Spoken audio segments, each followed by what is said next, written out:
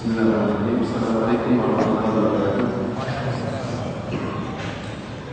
Alhamdulillah ala ihsani wa syukur wa taufiq wa hidayah wa la ilaha illallah wa la syarika lahu wa asyhadu anna Muhammadan abduhu wa rasuluhu la ilaha illallah wa sallallahu alaihi wa ala alihi wa ashabihi wa ikhwani.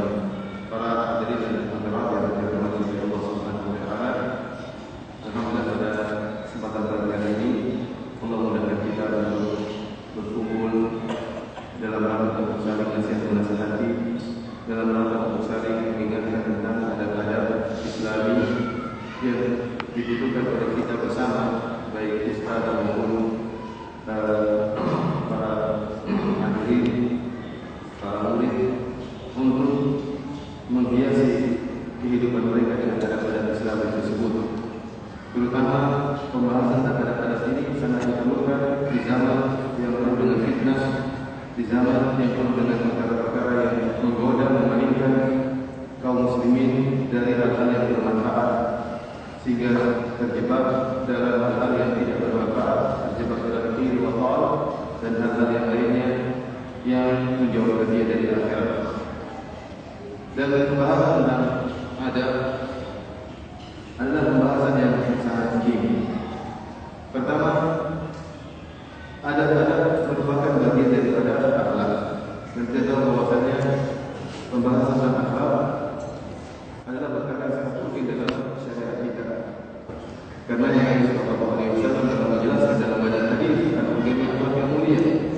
Kata Nabi sallallahu alaihi wasallam, "Laisa syai'un athqalu fil mizan, laisa syai'un athqalu fil mizan min husnil khuluq." Tidak ada sesuatu yang lebih berat ditimbang kebajikan pada hari kiamat kelak seperti akhlak yang mulia. Seorang tahu umurnya terbatas dan dia harus cerdas dalam memilih amalan-amalan yang menjadikan timbangan kebaikan dia berat di akhirat kelak. Di antaranya akhlak yang mulia. Dalam hadis yang lain kata Nabi sallallahu alaihi wasallam, "Inna rajula la yudriku bi husni khuluqihi darajat as-sadiq al-batin." Semuanya seorang dengan akhlaknya yang mulia bisa menyamai derajatnya seorang yang senantiasa puasa sunnah dan senantiasa sholat malam. Sungguh indah kalau seorang yang rajin puasa sunnah dan rajin sholat malam bisa jadi dengan akhlak yang mulia. Tetapi jika seandainya dia tidak sholat malam dan juga tidak puasa sunnah tapi memiliki akhlak yang mulia, maka niscaya dia akan mencapai derajat tersebut. Akhlak mulianya akan mendongkrak dia sehingga menyamai derajat orang yang rajin sholat malam dan rajin puasa sunnah. Dan sungguh celaka orang yang sudah tidak sholat sunnah dan tidak puasa dan akhlaknya akhlaknya. Oleh karenanya Rasulullah SAW menyatakan dalam hadisnya, "Aqrabukum minni majlisan yaumil qiyamati ahasinukum akhlaqa." Yang paling dekat dengan aku pada hari kiamat kelak adalah yang paling akhlaknya yang terbaik. Oleh karena ini tidak menjadikan kita tidak menyepelekan masalah akhlak, masalah adab dalam kehidupan, adab terhadap istri, adab terhadap tetangga, adab terhadap para ikhwan ya. Karena adab termasuk dari akhlak. Ini pertama. Yang kedua yang menunjukkan akan pentingnya adab. Kita dapati para salaf mereka memberikan ihtimam, memberikan perhatian besar terhadap adab. Sebelum kita menukilkan perkataan para salaf, Allah mengajarkan adab kepada Nabi Musa alaihissalam. Dalam surah Taha Allah mengatakan, "Falamma ataha nudiya ya Musa, inni ana rabbuka fakhla'na 'alaika innaka bil wadil muqaddas tuwa wa ana khalaqtuka fastami' lima yuha innani ana Allahu la ilaha illa ana fa'budni." Kalau Nabi Musa melihat api kemudian dia mendatangi api tersebut, maka Allah berkata kepada Nabi Musa, "Inni ana rabbuk, wahai Musa, aku adalah Rabb engkau. Fakhla'na 'alaika, bukalah kedua saudara. Engkau beradab. Innaka bil wadil muqaddas tuwa." Engkau berada di tempat yang suci. Sebelum Allah menyampaikan tentang wahyunya, tentang tauhid, Allah mengajarkan Nabi Musa untuk beradab. Bahkan termasuk di kelihatannya sepele, namun Allah sampaikan.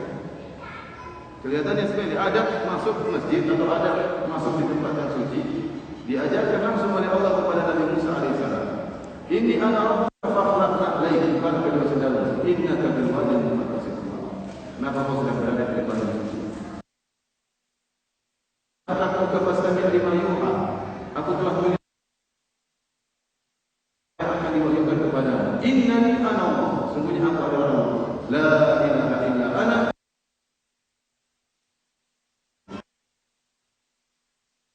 Aku maka jadikanlah sholat untuk mengingatkan.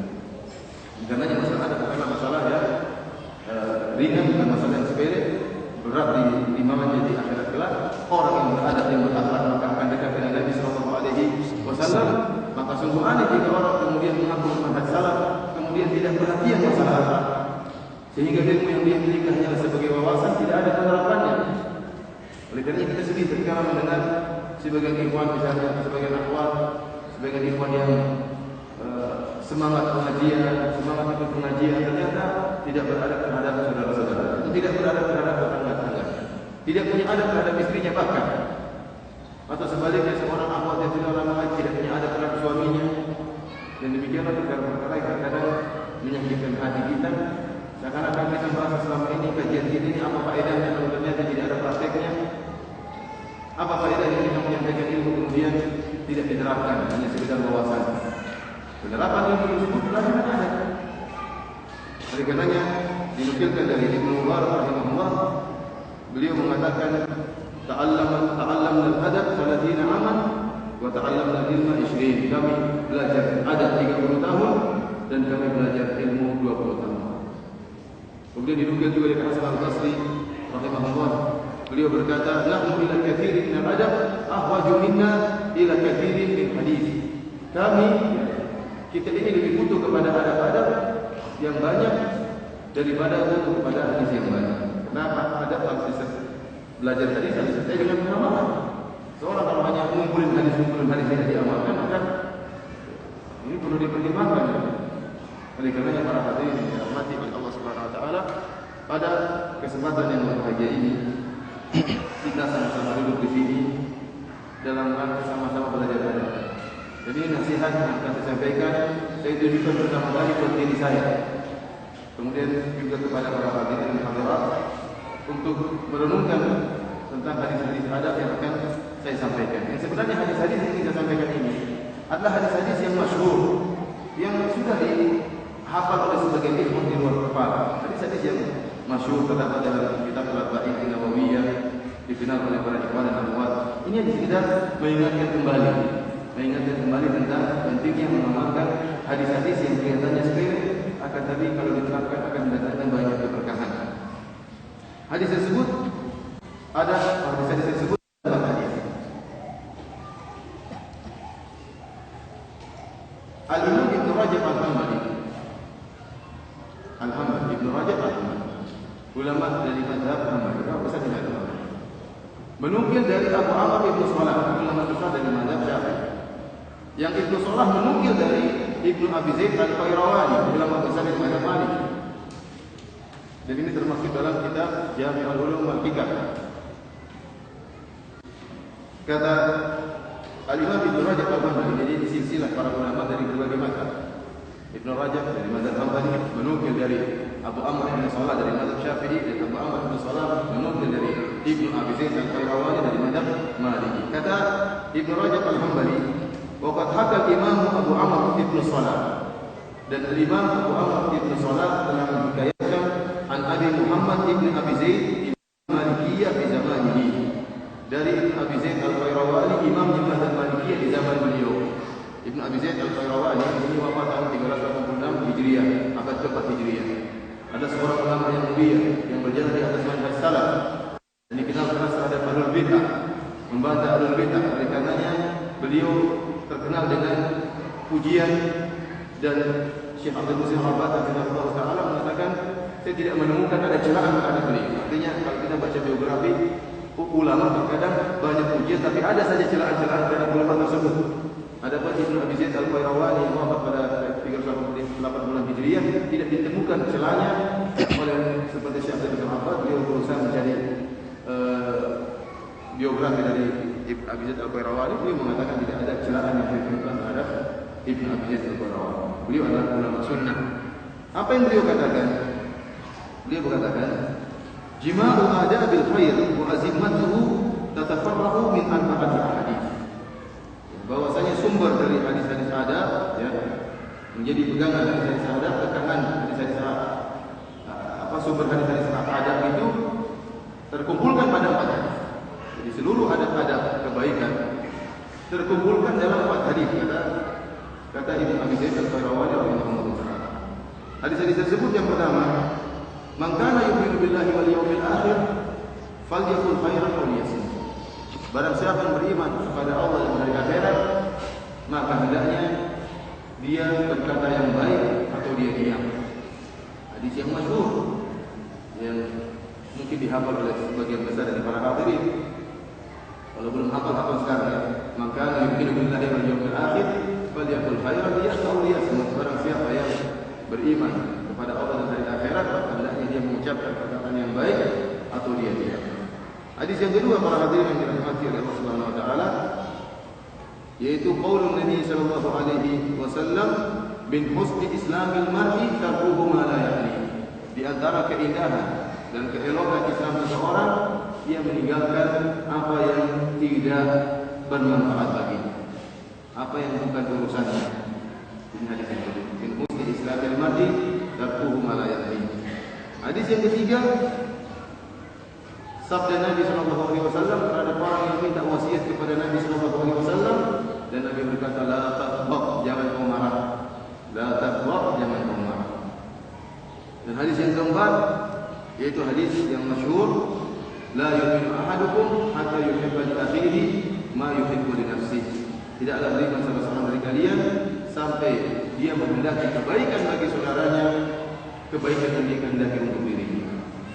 Inilah kesimpulan yang diambil oleh seorang ulama besar dari mazhab Hanifiyah, Ibnu Abi Zaid Al-Qayrawani, yang dinukil oleh ulama besar mazhab Syafi'i, yaitu Abu Amr bin Salah Al-Muhaddits al-Masyhur, dan dinukil oleh Ibnu Rajab Al-Hambali, ulama dari mazhab Hambali, dalam kitabnya Jami'ul Ulum wal Hikam. Dan pada kesempatan yang berbahagia ini, kita sama-sama berusaha mempelajari 4 hadis ini dengan syarah yang singkat. Semoga dengan penjelasan ini yang singkat ini bermanfaat bagi saya pribadi dan juga bagi para hadirin dan hadirat sekalian. Hadis yang pertama yaitu sabda Nabi sallallahu alaihi wasallam, "Man kana yu'minu billahi wal yawmil akhir falyakul khairan aw liyasmut." Barang siapa yang beriman kepada Allah dan hari akhirat, maka hendaknya dia berkata-kata yang baik, ya, atau dia diam. Ikhwani fillah wa akhwati fi din, azanillahu wa iyyakum. Hadis ini dibuka oleh Nabi sallallahu alaihi wasallam dengan sabdanya, "Man kana yu'minu billahi wal yawmil akhir." Barang siapa yang beriman kepada Allah dan hari akhirat. Kenapa? Karena wasiat yang akan disampaikan oleh Nabi bukan perkara yang mudah, perkara yang sulit. Oleh karena sebelum Nabi memotivasi untuk mengamalkan wasiatnya tersebut, Nabi membuka dengan mukadimah yang mengingatkan bahwasanya hanya orang yang beriman kepada Allah dan hari akhirat dengan iman yang benar yang bisa mengamalkan ini. Maka Nabi mengatakan, "Man kana yu'minu billahi wal yawmil akhir," barang siapa yang beriman kepada Allah dan hari akhirat, falyaqul khairan aw liyasmut, maka hendaknya dia berkata-kata yang baik atau dia diam. Dan mengamalkan hadis ini bukanlah perkara yang mudah. Lidah ini sulit untuk dipegang. Kata orang, lidah tidak bertulang, sehingga mengekangnya pun sulit. Hanya orang yang beriman kepada Allah, hanya orang yang beriman dengan yaumul akhir, hari pembalasan, yang bisa mengekang lisannya, yang bisa menjaga lisannya tidak berucap kecuali yang baik, karena dia tahu bahwasanya apa yang diucapkan ini akan dihisab oleh Allah pada hari kiamat. Oleh karena hadis ini juga sebagai indikator untuk menunjukkan mana orang yang imannya kepada hari akhirat kuat atau tidak. Kalau ada orang yang imannya kepada hari akhirat, imannya kuat, maka dia tidak dapat diri kecuali berucap yang baik. Tetapi kalau kita dapat seorang ngomong yang masuk kelas, tidak peduli omongannya menyakiti orang lain, menjadikan orang lain sebagai bahan tertawaan, menjatuhkan harkat dan martabat orang lain, majelisnya adalah majelis ghibah, majelisnya adalah majelis penghinaan, perendahan, maka orang ini imannya kepada hari akhirat kurang.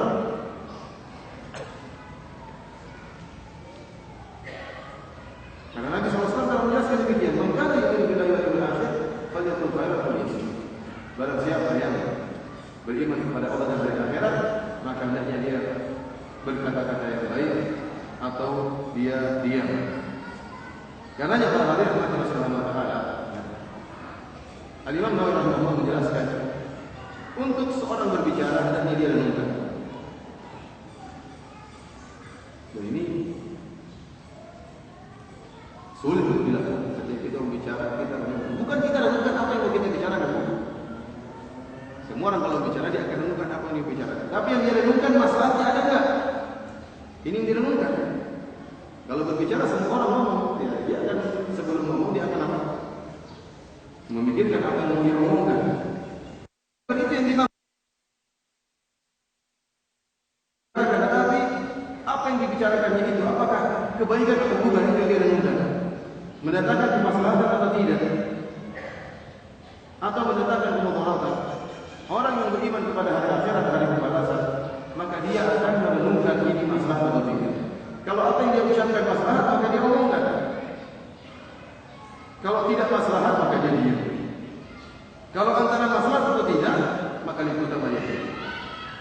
Kalau semua orang menerapkan hadis ini, menerapkan nasihat Imam Nawawi, maka kebanyakan orang jadi pendiam.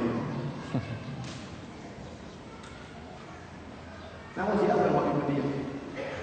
Kebanyakan orang hobinya komentar.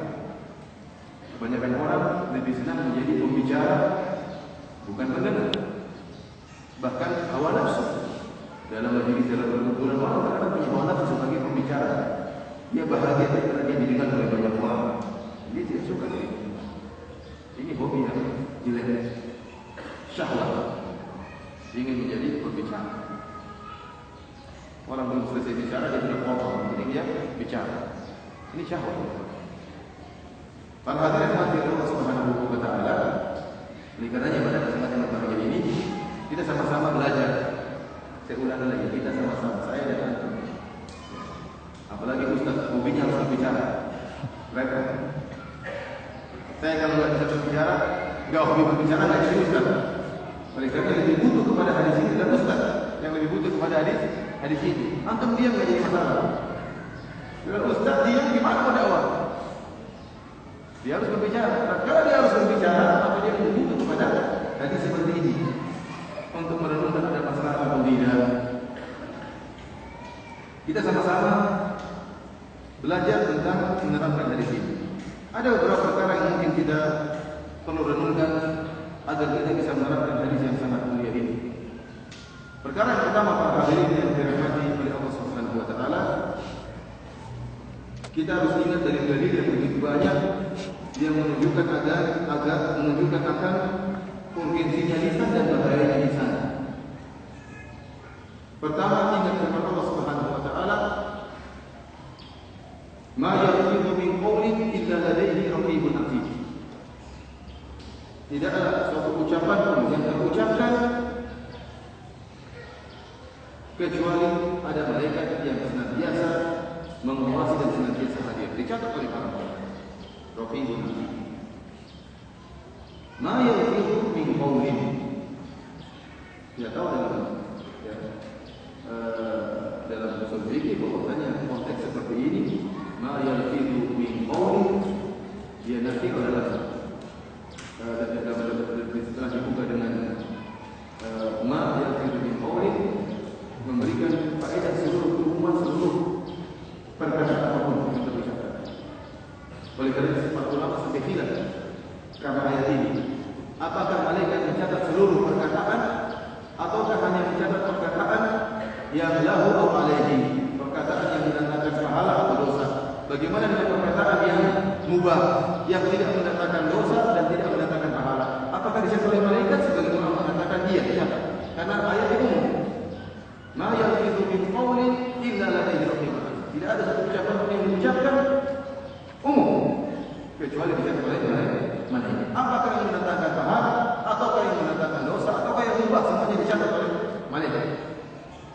hukuman ini. Sebagaimana mengatakan tidak yang dicatat hanya yang lahu atau alaihi, yang mendatangkan pahala atau yang mendatangkan apa? Dosa. Tapi kalau kita kembali kepada hukuman ini, menunjukkan semuanya dicatat. Para hadirin Allah Subhanahu wa taala. Kemudian kita renungkan hadis-hadis yang menjelaskan bahwasanya betapa banyak orang yang terjerumus dalam neraka jahanam gara-gara lisan. Bahkan perkara ini yang Umar bin Jabal ternyata kurang tahu masalah ini, kemudian diingatkan oleh Nabi sallallahu alaihi wasallam. Kalau Mu'adz bin Jabal, seorang sahabat yang tatkala itu belum sampai ilmu kepada dia, yakhfa alaihi, dia ternyata tidak tahu ini. Bagaimana dengan orang-orang yang tidak pernah belajar? Kebanyakan orang menyangka namanya dosa itu kalau mukul orang, kalau makan harta orang, kalau nyuri harta orang, kalau bunuh orang. Seakan-akan perkataannya ini tidak akan dihisab oleh Allah. Oleh karenanya, tatkala Nabi SAW mengatakan kepada Mu'adz dengan lidahnya, "Kufa 'alaika hadza." Wahai Mu'adz, tekanlah lisanmu ini. Maka Mu'adz mengatakan, "A inna la mu'akhaduna bima natakallamu bihi." Mu'adz bertanya, bukan protes, nanya, tidak tahu, ya Rasulullah, apakah kita ini akan diazab oleh Allah gara-gara ucapan kita? Maka Rasulullah mengatakan, "Tabi'aka ummuka ya Mu'adz. Fahal yakufun nasa ala wujuhihim aw ala manakhirihim illa asaidu alsinatihim." Wahai Mu'adz, bukankah yang menjerumuskan manusia dalam neraka jahanam digeret di atas wajah-wajah mereka, digeret di atas hidung-hidung mereka, illa asaidu alsinatihim, kecuali karena buah atau hasil dari ucapan-ucapan mereka. Ini bahwasanya banyak manusia yang terjerumus dalam neraka jahanam, dihinakan oleh Allah dengan digeret di atas wajah-wajah mereka karena ulah dari lisan-lisan mereka. Oleh karena Nabi SAW bersabda, "Aktaru ma yudkhilun nas an-nar al-ajwafan." Perkara yang paling banyak memasukkan manusia dalam neraka jahanam ada dua. Al-ajwafan, dua rongga mulut dan rongga kemaluan. Rongga mulut ini berbahaya. Nabi SAW mengatakan, "Inna rajula la yatakallamu bi kalimatin min sakhatillah yahwi biha fi nari jahannam." Seorang mengucapkan satu kalimat yang mendatangkan kemurkaan Allah. La yulqilaha balan. Ini dia pedulikan, dia pikirkan. Asal ngomong, asal ceplos-ceplos, asal mengucap. Kemudian mendatangkan kemarahan Allah dan membuat dia terjerumus dalam neraka jahanam. Dalam hadis yang lain kata Nabi SAW, "Inna rajula la yatakallamu bi kalimatin ma yatabayyanu biha yazil biha fi nari jahannam aq'ada ma baina al-masyriq wal maghrib." Seorang mengucapkan satu kalimat yang dia tidak renungkan dahulu, tidak dia tabayyun dulu, tidak dia cross check dulu, tidak dia periksa dulu perkataan ini, menjadikan dia terjerumus dalam neraka jahanam lebih jauh daripada timur dan barat. Ini hadis-hadis bukan hadis-hadis yang ringan, hadis-hadis yang mengerikan. Bahaya seorang cepat-cepat datang, kemudian datang seorang bangga, "Saya itu ngomong cepat-cepat, bangga kalau dia cepat-cepat." Tapi dia banggakan. Ini bukan adab yang buruk, itu bukan dibanggakan. Orang yang bukan alim, ya, berbicara tidak dia bersekolah, tetapi merenungkan apa yang dia ucapkan. Oleh karenanya, kalau kita perhatikan, saya dengar penjelasan Syekh Sa'di ketika meninggalnya Abdullah bin Burayyan rahimahullah taala. Dia adalah seorang guru masyhur di Arab Saudi, alhamdulillah tidak daimah, pakar dalam ilmu fikih, dan murid-muridnya banyak. Di antaranya Syekh Sa'di hafizahullah taala. Waktu Syekh Abdullah bin Burayyan rahimahullah meninggal dunia, maka banyak ulama yang menceritakan tentang sirah Syekh Abdullah bin Burayyan, bagaimana sahabatnya dalam mengajar, bagaimana murid-muridnya belajar adab dari dia. Di antara adab yang diambil oleh mereka dari Syekh Abdullah bin Burayyan, yaitu beliau kalau berbicara pelan-pelan. Padahal beliau pakar usul fikih, karena pakar itu makanya banyak pertimbangan untuk beliau ucapkan. Kita seperti ini tidak pakar, makanya ngomong asal ngomong. Keliru. Beda kalau Syekh Abdullah bin Burayyan, ada dengan fatwanya subhanallah. Seakan-akan kalau orang tidak tahu, Syekh ini kok ngomong lama banget. Seperti kalau orang, tapi Syekh nggak ada contohnya, nggak ada. Cuma ngomongnya pelan-pelan, kalau satu kalimat per kalimat. Ini bukan orang bodoh, gurunya para ulama. Dikenal ini, dia mengajarkan ini kepada murid-muridnya. Hendaknya kalau berbicara dipikirkan. Dan luar biasa saya dengar bagaimana dia berfatwa dengan begitu pelan-pelan. Sebagian ulama alhamdulillah diberikan kecepatan lisan, ditanya langsung dari langsung ngomong langsung fatwa. Pertanyaan berikutnya dari ya ada ulama seperti Syekh Abdullah bin Hudayan, orang yang ahli pakar usul fikih, bukan pakar usul fikih di Yogyakarta, bukan. Pakar usul fikih tingkat dunia. Arab Saudi, gurunya para ulama, anggota Lajnah Daimah sebagian muridnya dia. Subhanallah, kalau saya dengar Pak Saudi itu ngomongnya pelan-pelan, mengamalkan ini. Bagaimana Allah Subhanahu wa taala? Ini di antara perkara yang perlu kita sudah pertama kali, yaitu bahwasanya perkataan kita, ucapan bukanlah perkara yang sepele, bisa mengangkat derajat seorang dengan ucapan-ucapan tersebut, dengan dakwah, dengan zikir, dengan tasbih, qiraatul Quran, dan juga bisa menjerumuskan orang dalam neraka jahanam karena ucapan-ucapan ini. Pertama, bahwasanya lisan itu urgen. Yang kedua, yang buat kita lebih mudah untuk mengangkat lisan kita harus ingat bahwasanya lisan kita merupakan bagian dari amalan kita. Lisan kita ini bagian dari amalan kita. Bukan hanya pandangan kita yang dicatat oleh malaikat, bukan hanya pendengaran kita yang dicatat oleh malaikat, bukan hanya langkah kaki kita yang dicatat oleh malaikat, tetapi lisan kita juga dicatat oleh malaikat. Oleh karenanya Umar bin Abdul Aziz rahimahullah taala berkata, "Man adda kalamahu min amalihi, qalla kalamuhu illa fima yahdi." Barang siapa yang menganggap perkataannya termasuk dari amalannya, termasuk dari perbuatannya, maka akan sedikit perkataannya kecuali yang bermanfaat. Orang yang tahu bahwasanya amalan dia ini sama dengan perbuatannya akan dihisab oleh Allah. Ada al-jaza, ada balasan atas apa yang dia ucapkan, maka dia tidak akan banyak ngomong kecuali yang bermanfaat untuk dirinya. Ini yang kedua, kita ingat bahwasanya amal terkadang sulit, artinya tidak mudah orang kemudian jalan ke sana, jalan ke sini, agak berat. Tapi kalau lisan cepat ngomong. Oleh karena seorang yang tahu lisan dia termasuk amalan dia akan ngomong lebih hati-hati karena dia tahu lisan dia akan dihisab oleh Allah Subhanahu wa taala. Perkara berikutnya, kita harus ingat bahwa lisan kita itu lebih aktif dan lebih hebat daripada amal kita. Lisan kita itu lebih aktif dan lebih hebat daripada amal kita. Sebagian tadi saya telah isyaratkan orang mengatakan lisan tidak bertulang, lisan tidak bertulang. Apa gerakannya begitu cepat dan jangkauannya lebih jauh. Tidak mengenal waktu dan tidak mengenal tempat.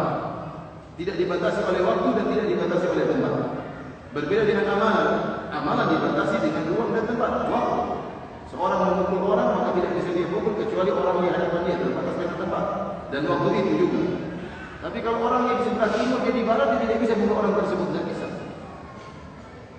Dia mau menyakiti orang sudah meninggal, tidak bisa. Orang yang tersebut sudah dikubur, bagaimana dia cara menendang orang tersebut? Sudah dikubur, tidak bisa. Tidak bisa disakiti dengan tangannya, tidak bisa ditendang dengan kakinya.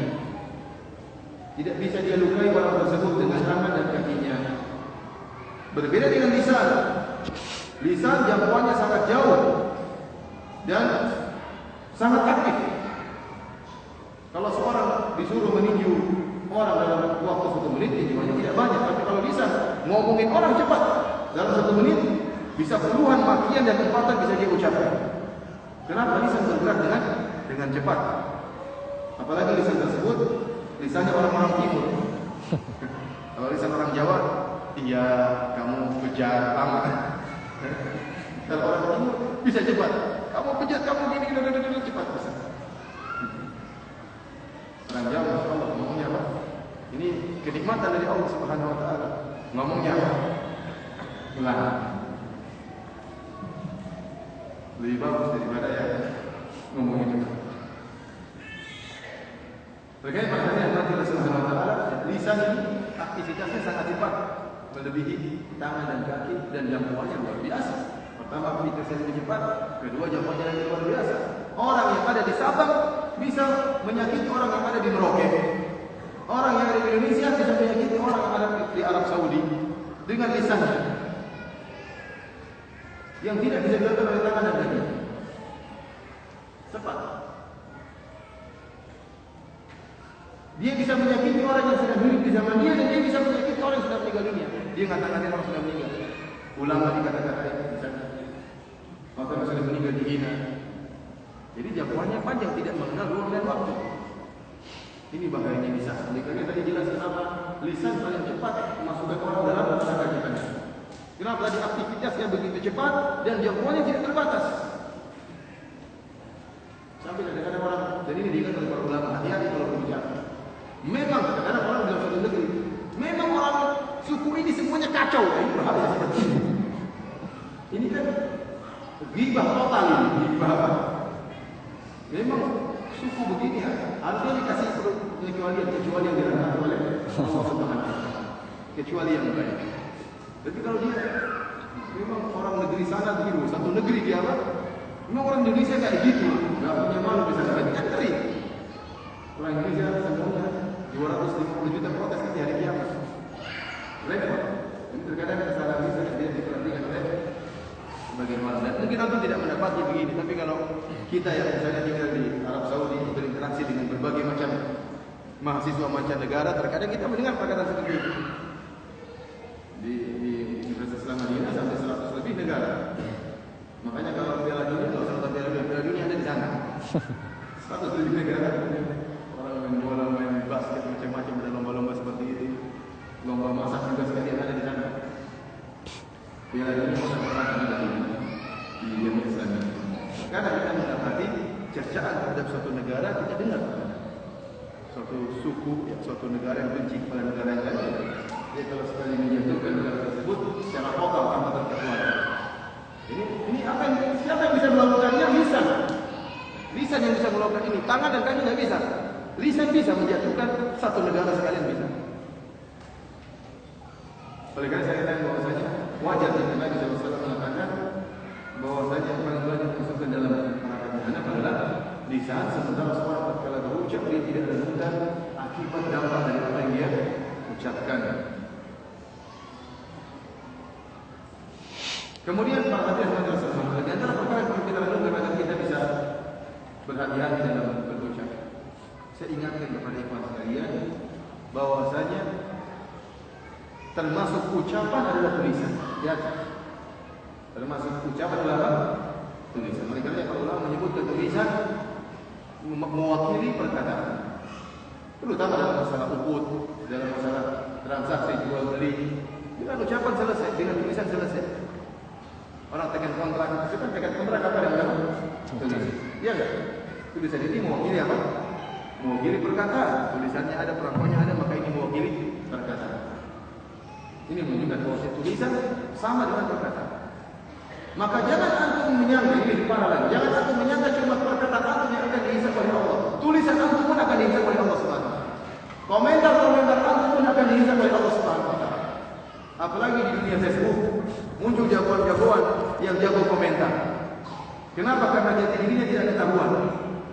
Kalau jati dirinya ketahuan, dia menjadi orang yang paling penakut, apalagi terhadap Allah. Namun karena jati dirinya tidak ketahuan, maka dia ngomong seenaknya, menjatuhkan, merendahkan, menghina. Dia tulis akan-akan setelah dia tulis tidak ada, bisa berbalik. Siapa bilang dia akan bisa atas komentar yang diucapkan tersebut, yang dia tulis tersebut. Betapa lagi di zaman sekarang ini, kedustaan, tuduhan begitu mudah tersebar.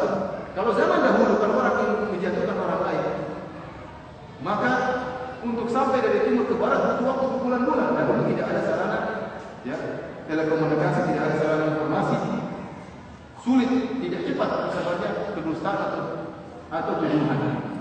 Zaman sekarang tidak. Antum mengucapkan satu kalimat dusta, antum enter dalam waktu 1 menit, dalam beberapa detik tersebar se-antara dunia. Dan ini berbahaya, apalagi di dunia internet sekarang ini. Dan saya juga ingatkan kepada iman sekalian, jangan juga mudah menyebarkan berita-berita. Ingat tadi sabda Nabi SAW, Inna rajula la yatakallamu bi kalimatin ma yatabayyanu fiha yazil biha fi nari jahannam ab'ada ma la yamassu al-amri. Seorang mengucapkan satu kalimat yang tidak dia cross check terlebih dahulu, membuat dia masuk dalam neraka jahanam lebih dari jauh daripada timur dan barat. Hati-hati. dia berikan kemudian dia share, hobinya share, Ustaz share, Ustaz share,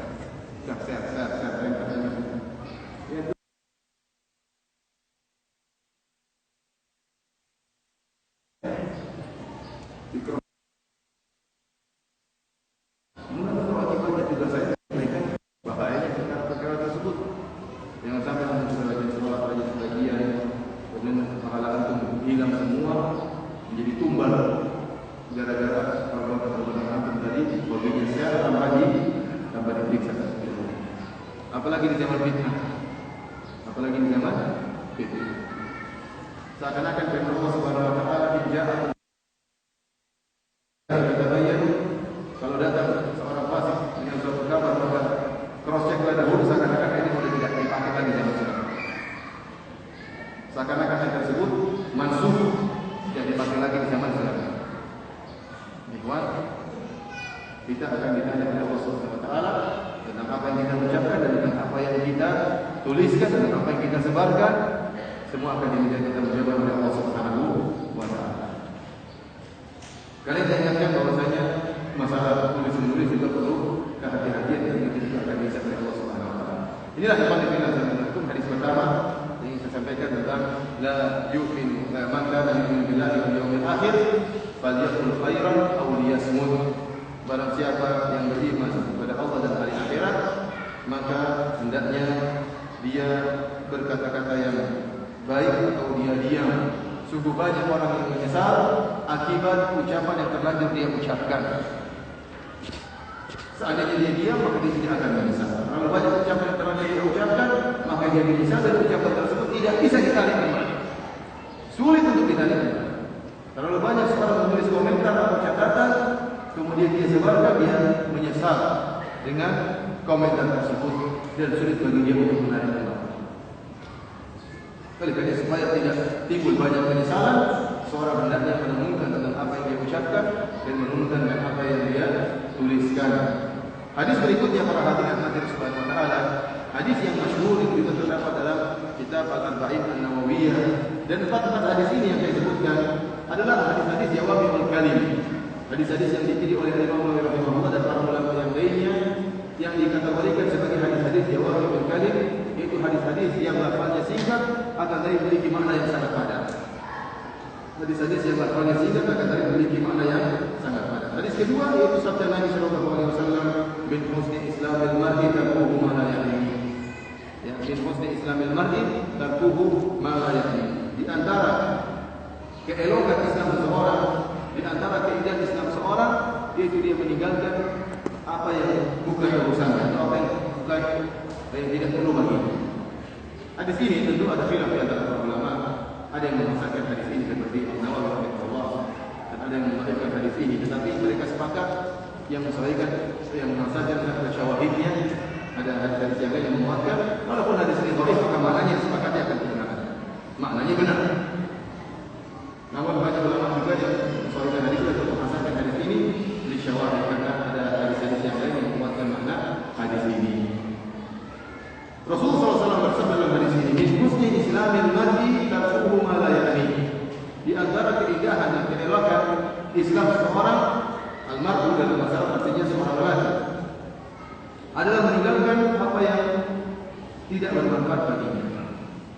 Pertama perlu kita jelaskan, min husni islamil mar'i, di antara keelokan, di antara keindahan.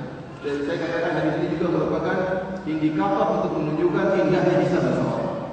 Seorang kalau tahu Islam ini indah atau tidak, Islamnya enak atau tidak, maka dia sikap dia. Kalau dia sering melakukan yang bermanfaat, maka ini menunjukkan dia Islamnya indah. Tapi kalau dia disibukkan dengan perkara-perkara yang tidak bermanfaat, menunjukkan Islamnya tidak indah. Al-mar'u di sini lelaki tidak ada mafhumnya. Bukan berarti perempuan bebas melakukan yang tidak bermanfaat. Oh, laki-laki tidak boleh nonton sinetron, perempuan tidak apa-apa. Kenapa hadisnya min islamil mar'i, di antara keindahan Islam seorang lelaki, itu perempuan tidak apa-apa nonton sinetron. Benar.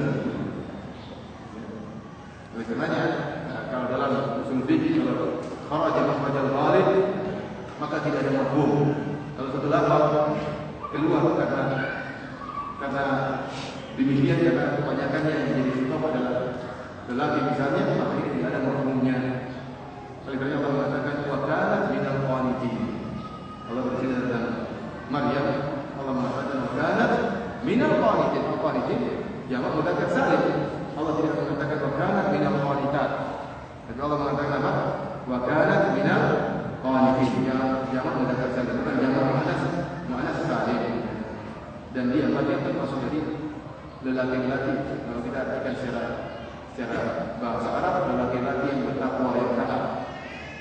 Jadi tidak ada mafhum. Dan kita tahu dalam kaidah bahwasanya hukum asal yang berlaku bagi lelaki juga berlaku bagi wanita tanpa ada perbedaan. Sampai ada dalil yang membedakan. An-nisa syaqaiqur rijal. Ya, para wanita sama dengan lelaki. Seluruh hukum yang berlaku bagi lelaki berlaku juga pada wanita. Sampai ada dalil yang mengecualikan.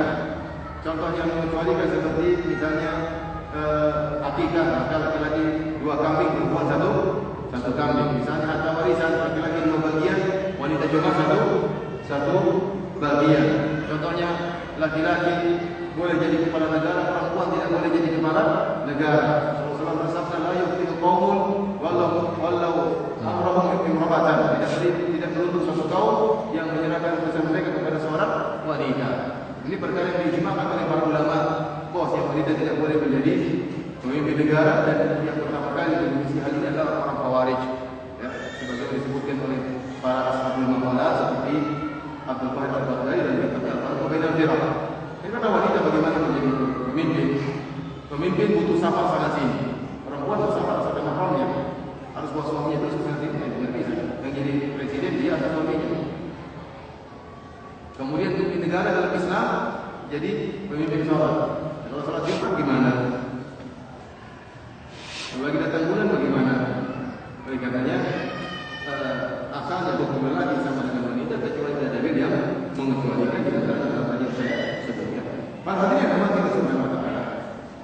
Rasulullah bersabda, "Min husni islamil mar'i tarkuhu ma la ya'ni." Dia meninggalkan apa yang tidak bermanfaat bagi dia. Hadis ini ada maksudnya, ada mafhumnya.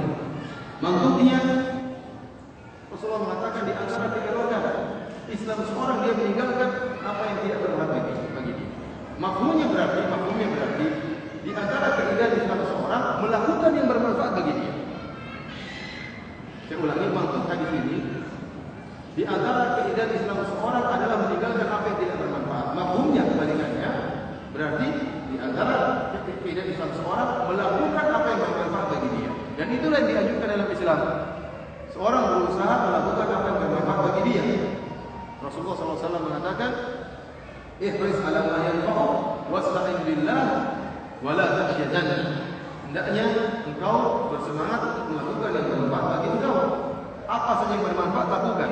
Baik bermanfaat dalam perkara dunia maupun bermanfaat dalam perkara akhirat. Dan jangan malas. Seorang semangat untuk melakukan yang bermanfaat, yang tidak bermanfaat dia semangat untuk tinggalkan.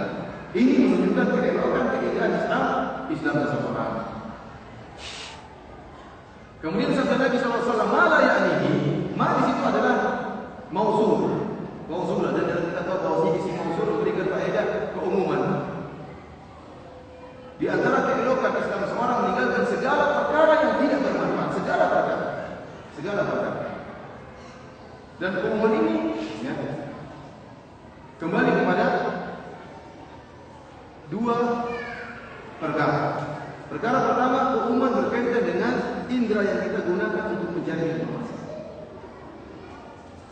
Segala penglihatan yang tidak bermanfaat tinggalkan. Segala pendengaran yang tidak bermanfaat tinggalkan. Semuanya. Segala pemikiran yang tidak bermanfaat tidak usah kamu pikirkan. Paham?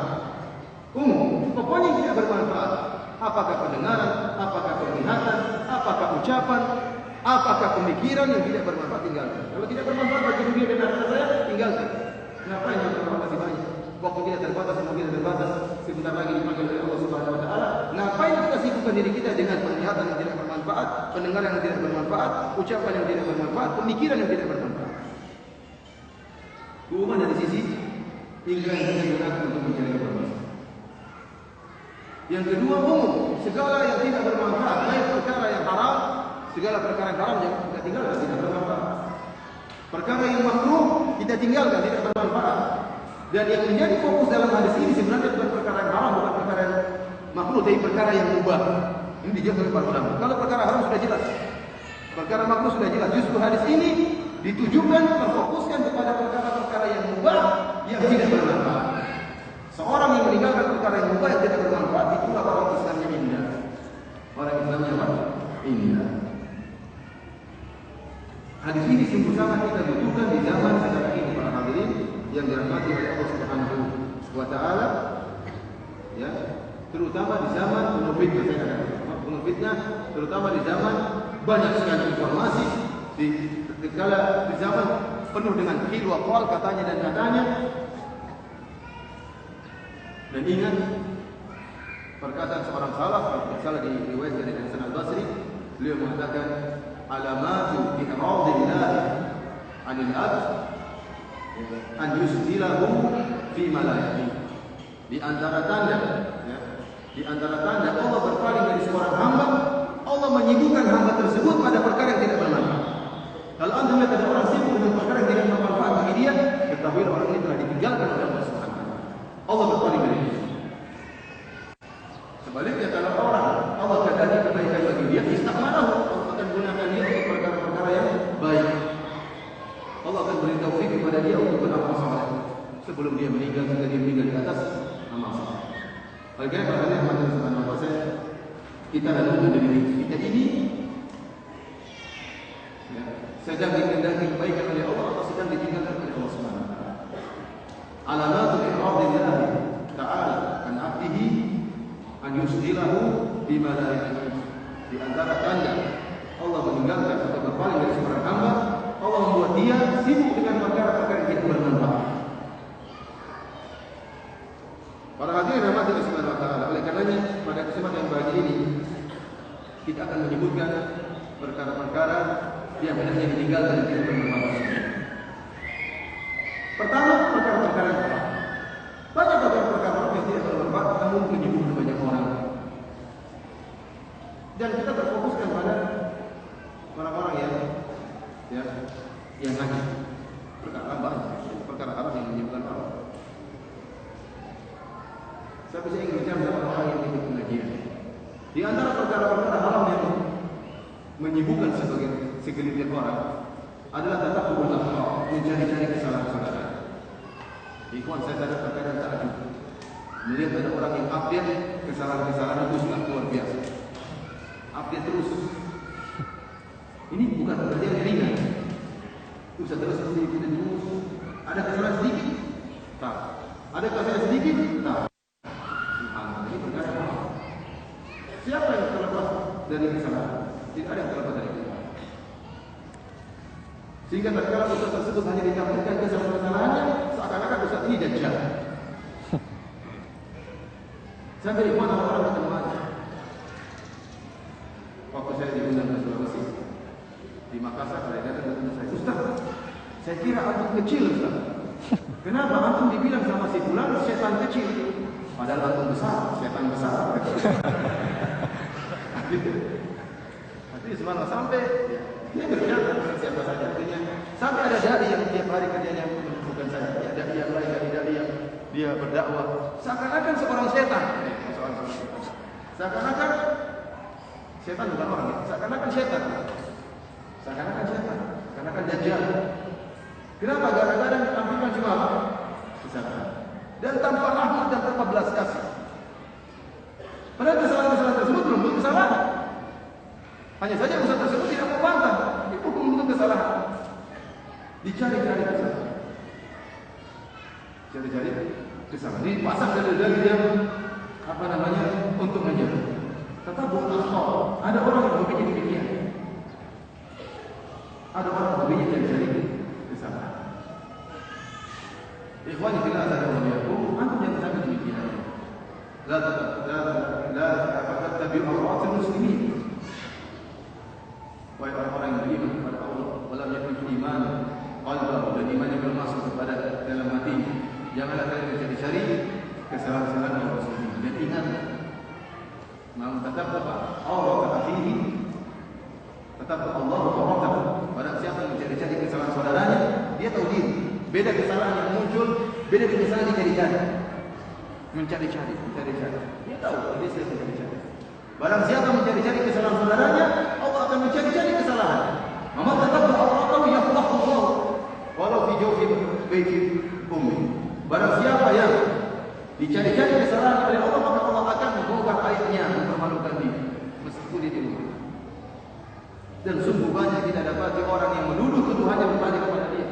Ikhwan, banyak sudah kita lihat seperti ini. Dia cari-cari kesalahan orang, dia menuduh orang, maka tuduhan tersebut kembali kepada dia. Dia mengatakan si fulan goncang, dia juga dikatakan goncang. Dia mengatakan si fulan demikian, maka dia pun dikatakan demikian. Dia mengatakan si fulan pelan-pelan, dia dikatakan bunga. Pokoknya banyak. Semuanya kembali kepada ucapan. Ini sudah sering kita lihat. Dia mengatakan itu haram, dia sendiri lakukan. Dia mengatakan tidak boleh mengisi pengajian. Di masjidnya orang Hindu, dia sendiri ngisi di situ. Ikhwan, mengerikan. Apakah seorang tidak sadar bahwa Allah mulai membuka aibnya? Kalau dia sadar Allah mulai membuka aibnya, maka segera bertobat kepada Allah Subhanahu wa taala. Jangan teruskan perbuatan dia. Cepat atau lambat Allah akan membuka aibnya. Boleh jadi sekarang dia orang yang terkenal, besok-besok dia akan dijatuhkan, diinjak-injak. Bahkan saya bukan bicara untuk tingkatan ustaz, saya bicara tingkatan ulama, tingkatan masyayikh. Ada syekh yang masya Allah lisannya luar biasa. Sekarang diinjak-injak. Karena ikhwan fillah saya hadis itu di mana? La tatabahu dan tattabi'u awratal muslim, tattabi'u awratal muslim. Jangan ikuti cari-cari apa? Kesalahan kaum muslimin. Itu pada kesalahan yang mana? Atau bantah dengan cara yang hikmah, dengan cara yang bijak. Bukan cari-cari kesalahan.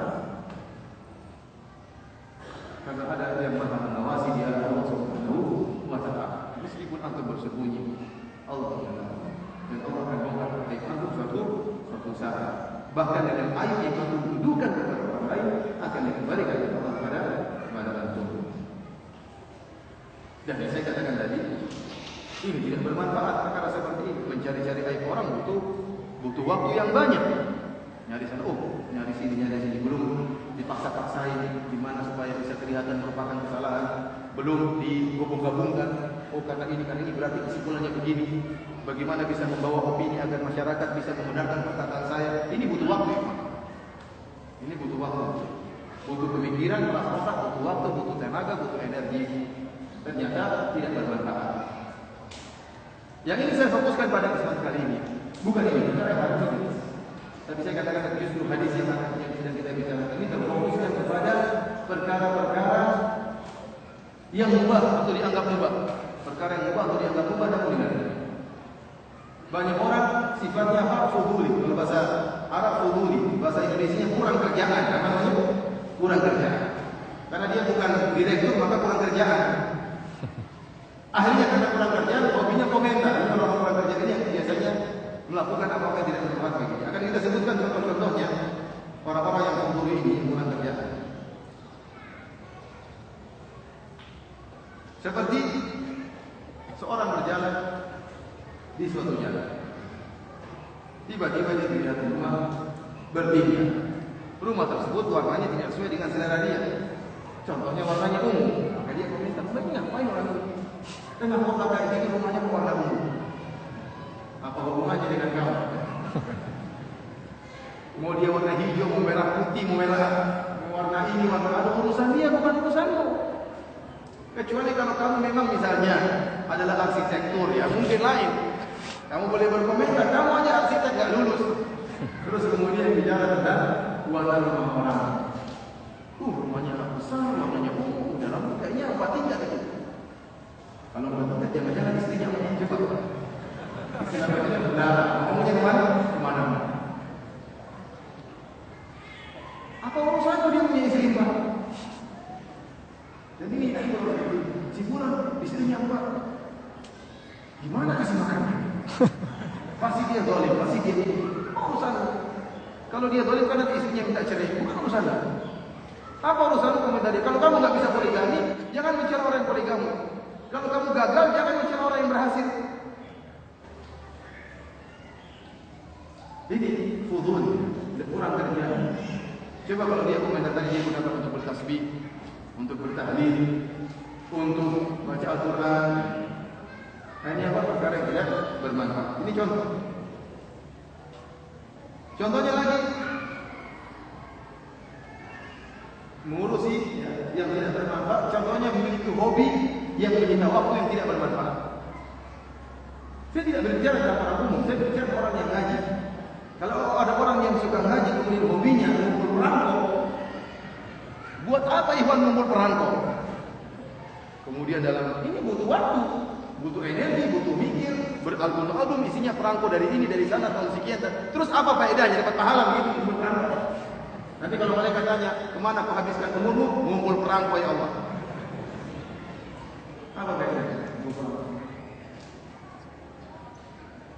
Kemudian untuk dibangga-banggakan, membanggakan sesuatu yang tidak pantas dibanggakan. Oh, perangko saya sudah sekian dari berbagai macam negara. Buat apa untuk banggakan? Apa faedahnya perangko? Anak kecil yang belum kena syubhat akan bingung. Pak, ngapain ngumpulin perangko? Dia belum kena syubhat. Tapi kalau sudah kena syubhat, oh, nah ini perangko itu gini. Oh, bagus ya, ikutan ngumpul perangko. Sebenarnya tidak ada faedahnya. Apa faedahnya? Dan fitnah di zaman ini adalah hobi nonton bola. Fitnah kepada orang yang tidak berjenggot dan kepada yang berjenggot. Ya Ikhwan, kapan Piala Dunia? Saya ingin tahu. Siapa yang tahu kapan Piala Dunia? Wallah saya tidak tahu. Saya ingin tahu. Angkat tangan siapa? Kapan Piala Dunia? Hah? Jangan malu-malu, jujur saja. Kapan Piala Dunia? Enggak ada yang ngomong. Ada apa saja? Nah, kapan? Tahun berapa? 9 Juli. 9 apa? 9 Juni mulai Piala Dunia. Sebentar lagi berarti. Di mana Piala Dunia ini? Di mana? Di mana? Di mana? Brazil. Brazil. Kalau sudah sebut dengan dunia, berapa orang yang akan saya sering ditanya sama orang-orang. Kalau tanya orang-orang, saya nonton dari dunia boleh nggak? Saya masih mungkin jawaban saya masih ringannya dikurangi lah atau gimana. Yang tanya orang di kota sudah gini, jidatnya hitam Ustaz gimana betul ya?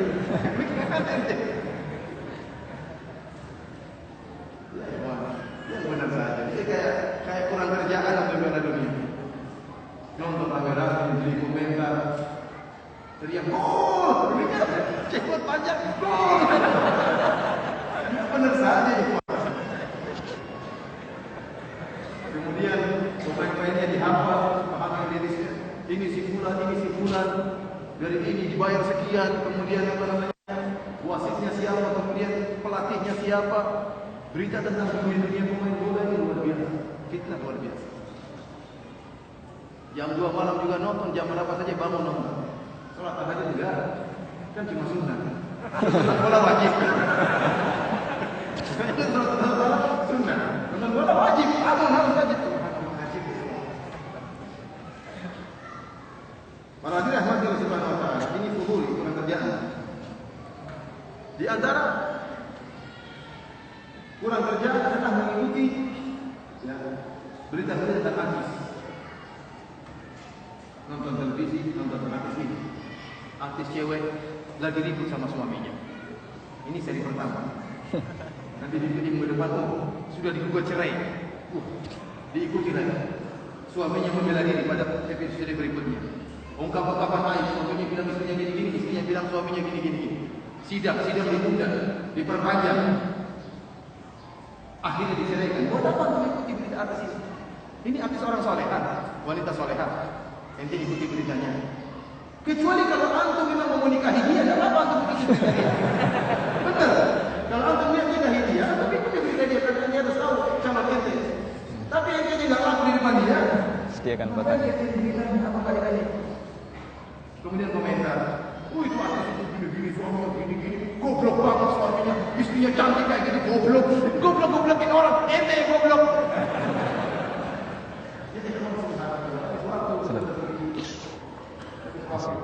Ya, anak-anak orang awam, ini sudah lama ngaji, sudah 10 tahun lebih ngaji, sudah pandai mentahdir, sudah pandai ditahdir, kemudian ngomongin masalah aneh. Ingat saja tadi Islam mati, tarkuhu mana? Yakni. Saya baru orang menyebutkan, bahkan seorang jangan ikut campur urusan rumah tangga anaknya. Syekh Abdul Karim Al-Qudairah rahimahullah ta'ala menyebutkan, ada seorang lelaki subhanallah, hidupnya indah dengan istrinya, dengan kehidupan yang pas-pasan. Istrinya begitu bahagia dengan kemampuan suaminya yang segitu aja. Suaminya pergi kerja, pulang disambut dengan penuh kebahagiaan. Kemudian di rumah istrinya orang lagi datang, orang ini, orang tuanya, ibunya kunjungi rumahnya. Loh, kamu kok rumahnya begini? Kok nggak ada ininya? Suaminya kemana? Didikte sama ibu. Ikut campur urusan rumah tangga orang lain. Akhirnya diajari bahwasanya suamimu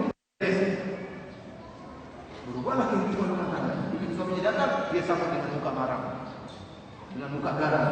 Mas, selama ini ternyata kau tidak begini. Mas, selama ini begini. Suaminya juga begini. Juga cerai aja kalau begitu. Gara-gara campur urusan orang. Bahkan para ulama menyebutkan, seperti Syekh Shalih Al-Syekh, hafizahullah ta'ala, di antara perkara yang tidak bermanfaat. Contohnya, ini perkara ringan, tapi harus kita kerjakan. Contohnya kita naik mobil, semua seorang supir teman kita yang nyetirin, atau bunyi telepon, kering-kering, ada kering-kering, ada takut, macam-macam. Langsung diangkat. Begitu diangkat telepon tersebut, nggak ada emosi. Kamu jangan begitu, kamu begini. Kemudian dia mengatakan, maka tidak perlu antum tanya sama dia, siapa yang telepon? Ada apa? Dia tidak perlu antum ikut urusan orang lain. Kalau dia mau cerita sama antum, dia akan cerita. Kalau dia tidak cerita, maka antum tidak perlu tanya. Siapa tahu dia lagi marah sama istrinya, masa antum harus tahu dia marah sama istrinya? Siapa tahu dia mau poligami tidak jadi, masa antum harus tahu dia mau poligami? Tidak perlu tahu antum urusan orang. Siapa tahu dia lagi marah sama saudaranya, antum tidak perlu tanya apa. Kalau dia mau cerita, dia akan cerita.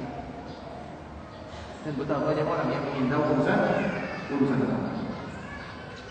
Oleh karena itu, Allah Subhanahu wa taala, kalau seandainya setiap kaum muslimin, setiap muslim mengamalkan hadis ini, min husni islamil mar'i taqumu ma la ya'ni, setiap yang tidak bermanfaat, dia akan meninggalkan, maka akan maju Islamnya. Dan akan hidup dengan tenteram, tidak peduli dengan urusan orang lain. Dia hanya peduli kepada manfaat, dia nimbrung. Namun demikianlah manusia, hobinya nimbrung, hobinya ingin tahu. Ada orang yang berbicara, ikut-ikutan, kamu ngomong apa sih? Alhamdulillah antum tidak tahu urusan mereka. Karena kalau kita tahu urusan orang, kita akan terkena kewajiban beramar ma'ruf, nahi mungkar, kewajiban nasihat, kewajiban peduli. Banyak perkara yang hanya terikat dengan kita. Tidak seluruh perkara, ya. Seorang sibuk dengan seorang sibuk dengan perkara yang bermanfaat bagi dia, terutama di zaman fitnah ini. Maka diminta saya katakan pada zaman seperti ini sibuk dengan beribadah, banyak ibadah. Baca Quran, orang sibuk dengan bil dan orang baca berita Facebook itu seperti saya ini, ya, teman saya banyak. Kalau saya buka berita, banyak sekali beritanya. Ini.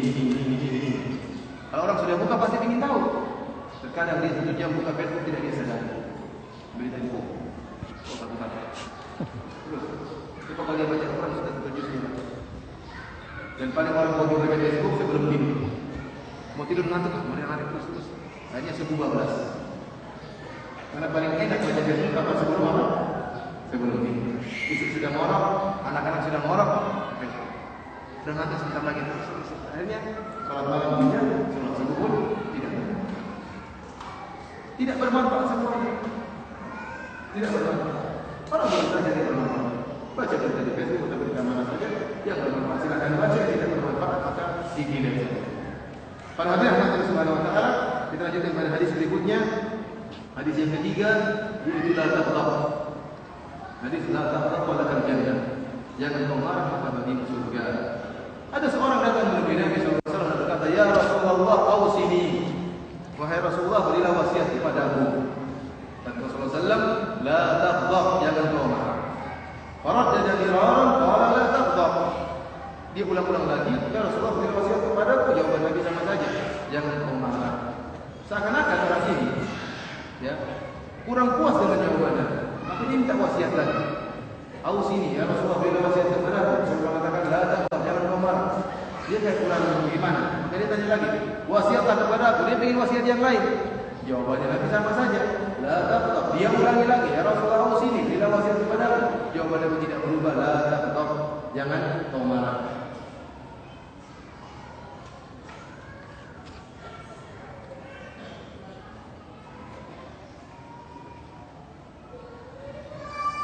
Perhatian Allah Subhanahu wa taala. Dalam riwayat yang lain, sahabat ini berkata, "Ya Rasulullah, dulni ala amalin idza amiltu dakhulul jannah wa la tuksir alaihi." Wahai Rasulullah, tunjukkanlah kepadaku satu amalan yang jika aku melakukannya aku masuk surga, tapi jangan banyak-banyak. Dia mengatakan, "La tuksir alaihi." Jangan banyak-banyak. Jawaban Nabi sallallahu alaihi wasallam, "La taghdab," jangan kau marah. Walakal jannah, jangan kau marah kepada surga. Dia konsentrasi ingin dapat wasiat yang sederhana, dia kerjakan masuk surga. Jawaban Nabi adalah jangan kau marah. Dalam riwayat yang lain, sahabat mengatakan, "Ya Rasulullah, dullani ala amalin yubaiduni an ghadabillah." Ya Rasulullah, tunjukkanlah kepadaku suatu amalan yang menjauhkan aku dari kemurkaan Allah Subhanahu wa taala. Menjauhkan aku dari kemarahan Allah Subhanahu wa taala. Jawaban Nabi sallallahu alaihi wasallam, "La taghdab, jangan kau marah. Al jazaa' min jinsil amal." Balasan sesuai dengan perbuatan. Seorang yang ingin tidak dimarahi oleh Allah, maka jangan dia marah sama orang lain. Seorang yang ingin dimaafkan oleh Allah, maka dia maafkanlah orang lain. Yang satu ingin dapat wasiat, dalam riwayat yang satu ingin masuk surga, yang satu ingin dijauhi dari murka Allah. Jawabannya sama, "La taghdab," jangan marah. Maka sahabat yang tadi minta wasiat, Nabi jawabnya jangan kau marah. Dia ulang lagi minta wasiat, jawaban Nabi juga jangan kau marah. Dia mengatakan, "Fafakartu hina qala Nabi sallallahu alaihi wasallam qala fa idzal ghadab yajma'u syarra kullahu." Dia mengatakan, saya kemudian merenungkan tentang wasiat Nabi yang Nabi ucapkan. Karena dia minta wasiat, jawabannya itu saja. Jawaban minta wasiat, jawabannya jangan kau marah, jangan kau marah. Maka saya renungkan wasiat Nabi tersebut, saya dapati ternyata kemarahan mengumpulkan seluruh keburukan. Fa idzal ghadabu yajma'u syarra kullahu. Ternyata kemarahan mengumpulkan segala keburukan. Para hadirin yang dirahmati oleh Allah Subhanahu wa taala, dan ini benar. Al-ghadab, kemarahan, sebagaimana perkataan sebagian ulama, al-ghadab awaluhu junun wa akhiruhu nadamah. Kemarahan awalnya adalah kegilaan dan ujung-ujungnya penyesalan. Betapa banyak orang tatkala tidak bisa mengontrol kemarahannya, maka menimbulkan berbagai macam malapetaka. Betapa banyak perceraian gara-gara kemarahan.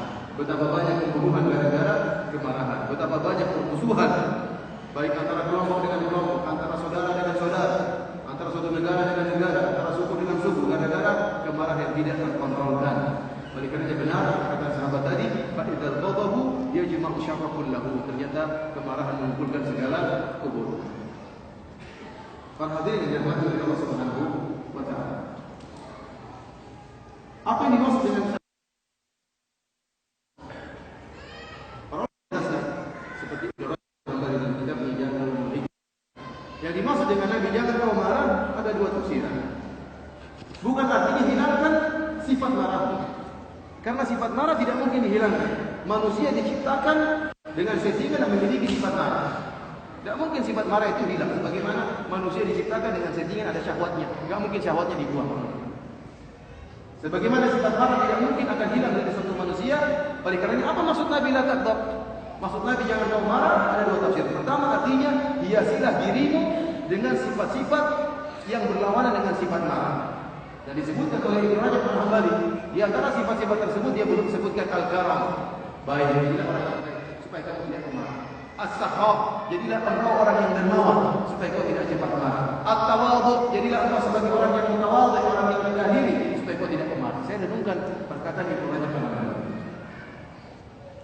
Dia tafsirkan jangan kau marah dengan tafsiran sebaliknya, hiasilah dirimu dengan sifat-sifat ini. Karena benar, ternyata pelit dan tawadhu dermawan dan tawadhu, ini sangat terpengaruh dengan meredam amarah.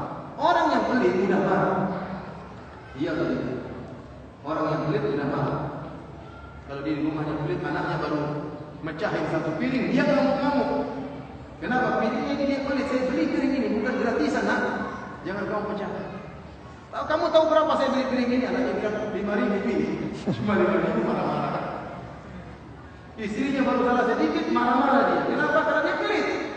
Dia tidak ridha hartanya hilang sedikit. Pelit ini membuat dia cepat marah. Oleh karena itu dapat kalau orang suka marah-marah, jangan dia pelit. Ini di antaranya orang sampai makanya saya baca perkataan Rajab, dia mengatakan maksudnya la taqwa dia sila dirimu dengan sifat-sifat yang mulia, akhlakul karimah, di antaranya as-sakhawah, dermawan, tidak di sana ada yang ambil ayat jadi pokoknya mudah memaafkan. Demikian juga tawadhu. Orang tawadhu juga tidak cepat marah, tapi orang yang sombong dan angkuh cepat marah. Kenapa? Ada perkataan sedikit dia merasa direndahkan, marah dia. Kalau orang suka marah ini jangan-jangan apa? Orang yang angkuh. Kenapa? Dia merasa punya power, dia merasa hebat, dia merasa tinggi, dia mampu untuk melampiaskan kemarahannya, maka dia memiliki sifat marah. Tapi kalau orang tawadhu di marah-marahin, enggak. Ya udah tidak apa-apa. Pokoknya rendah diri, tidak merasa angkuh. Apa dia sudah marah-marah? Dia memiliki sifat keangkuhan. Ini tafsiran pertama yang kita balik belajar pertama. Tafsiran kedua, artinya la taghdab, artinya jangan kau lampiaskan marahmu. Marahmu akan muncul, seorang akan marah dan mudah marah.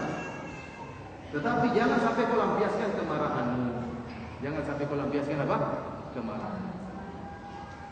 Oleh karena pada hari yang Subhanahu wa taala pada kesempatan berbahagia ini kita akan menyebutkan beberapa perkara-perkara yang merupakan hadiah Nabi, petunjuk Nabi sallallahu alaihi wasallam dalam rangka untuk mengekang, meredam keamarah kalau kita sedang marah. Yang pertama para hadirin yang dirahmati Allah Subhanahu wa taala, tatkala sedang marah, ya. Sebagaimana penjelasan Nabi sallallahu alaihi wasallam, seorang berta'awudz dari gangguan syaitan. Suatu saat ada seorang marah-marah di hadapan Nabi sallallahu alaihi wasallam.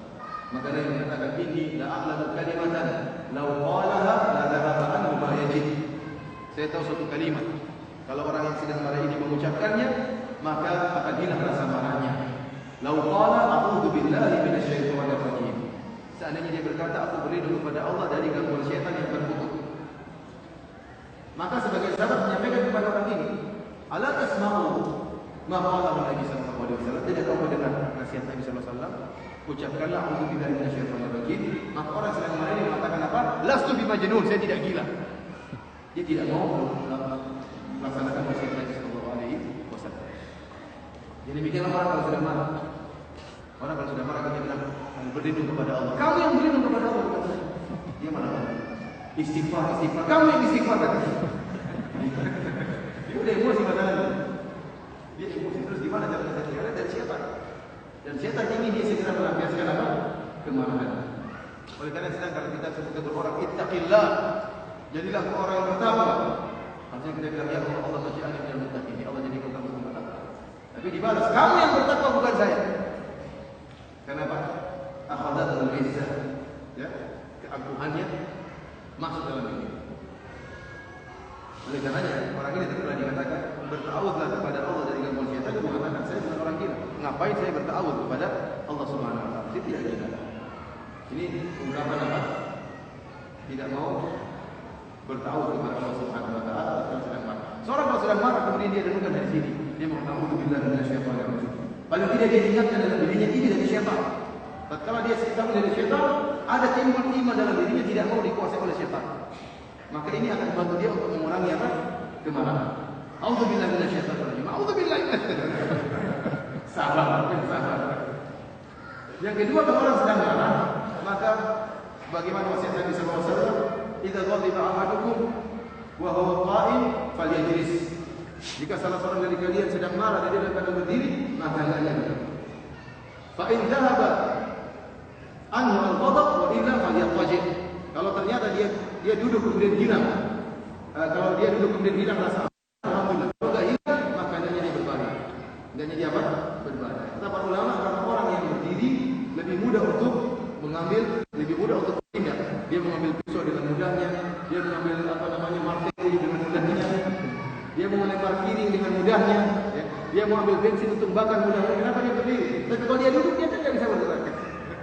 Artinya lebih. Kalau dia masih mau bergerak lagi tidur.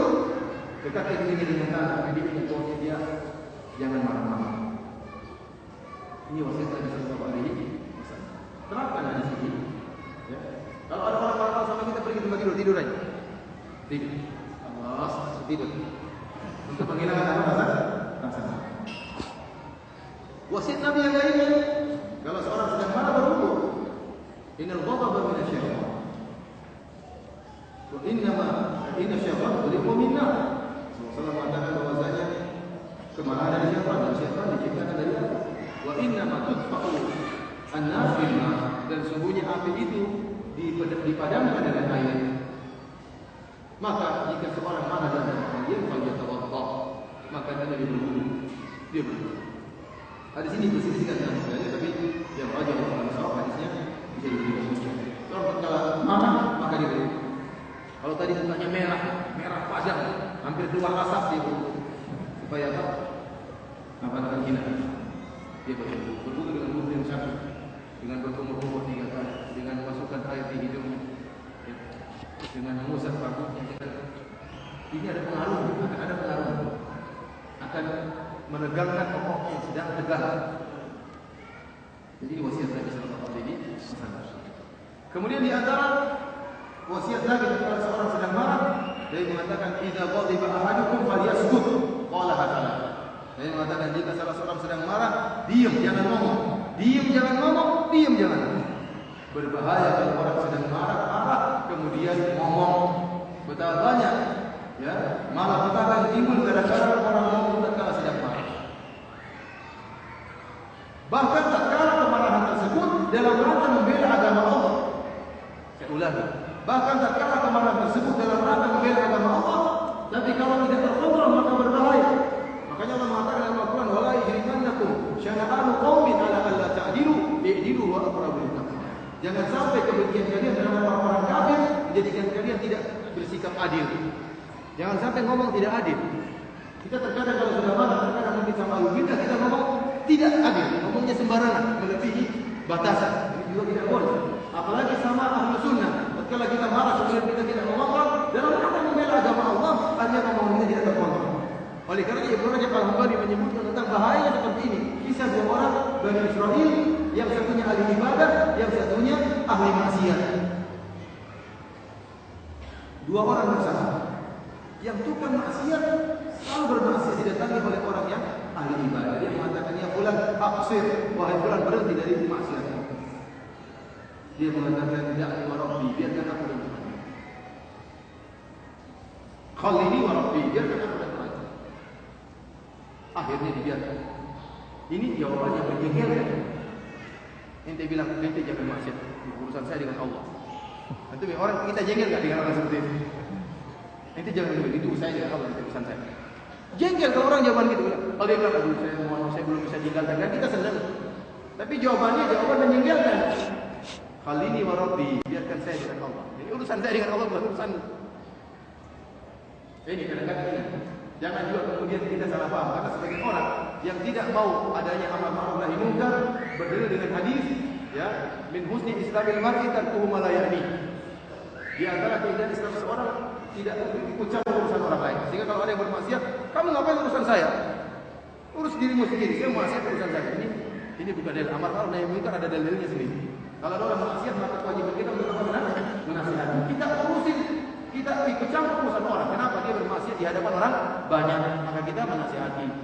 Oleh karena jangan berdalil dengan hadis tadi. Musuh sangat mari satu melayani melarang adanya syariat syiar amar ma'ruf nahi munkar. Ini disuarakan di Arab Saudi, karena di Arab Saudi ada lembaga amar ma'ruf nahi munkar, hayat al-amr bil ma'ruf wa nahy anil munkar. Dan orang-orang yang pelaku maksiat tidak suka dengan hayat ini, tidak suka dengan lembaga itu, sehingga mereka di antaranya mereka berdalil dengan hadis ini. Di antara keindahan Islam seorang, jangan campuri urusan orang lain. Yang dilakukan oleh ahli ibadah ini sudah benar. Dia datang kepada ahli maksiat ini, mengatakan kepada dia, Ya fulan aksir, wahai fulan berhenti. Kata dia, khalini wa rabbi, biar ketemu dengan Tuhan. Kesempatan berikutnya dia bermaksiat lagi. Maka datanglah sahabat yang mulia ini menegur lagi. Ya fulan, ya hadza aksir, wahai fulan berhentilah. Jawabannya sama. Da'ni wa rabbi, khalini wa rabbi, biar ketemu dengan Tuhan. Ketiga kalinya bermaksiat lagi, dan subhanallah sahabat ini sayang. Dia ulangi lagi menasihati. Aksir, berhentilah. Maka jawaban orang ini terakhir jawaban yang sangat menyindir. Dia mengatakan, khalini wa rabbi, biarkan saya dengan Tuhanku. Abu ihta alayya raqiban, apakah Allah mengutus kamu jadi pengawasku? Wah, ini bikin jengkel jawaban seperti ini. Kok kamu yang terus negur saya? Emang kamu pengawas diutus oleh Allah Subhanahu wa taala? Ini kan jawaban menghina. Sejak kapan Allah utus kamu sebagai pengawas saya? Ini jawaban menghina. Maka emosilah orang ini. Emosi karena Allah Subhanahu wa taala. Maka dia mengatakan, wallahi la yaghfirullah. Demi Allah, Allah tidak akan memaafkan. Dia emosi, ucapannya tidak terkontrol. Meskipun emosinya karena agama membuat dia terjerumus dalam kebinasaan. Maka Allah mematikan kedua orang ini. Allah mendatangkan kedua orang ini, menghadirkan kedua orang ini. Allah mengatakan, man dzalladzi yata'ala alayya alla aghfira li fulan wa qad ghafartu li fulan wa ahbabtu amalan. Siapa yang berani bersumpah dengan atas namaku bahwa aku tidak akan maafkan si fulan pelaku maksiat ini, sungguh aku telah maafkan dia dan aku telah menggugurkan amalanmu. Abu Hurairah radhiyallahu anhu mengatakan, takallama bi kalimatin awqat dunyahu wa ukhra. Orang ini telah mengucapkan satu kalimat yang membinasakan dunia dan akhiratnya. Lihat orang ini marah karena siapa? Karena Allah Subhanahu wa taala. Kemudian mengucap ucapan yang tidak terkontrol, melampaui batas, mengatur-ngatur Allah dengan mengatakan Allah tidak mungkin maafkan engkau. Akibatnya buat dia terjerumus dalam neraka jahanam. Oleh karena itu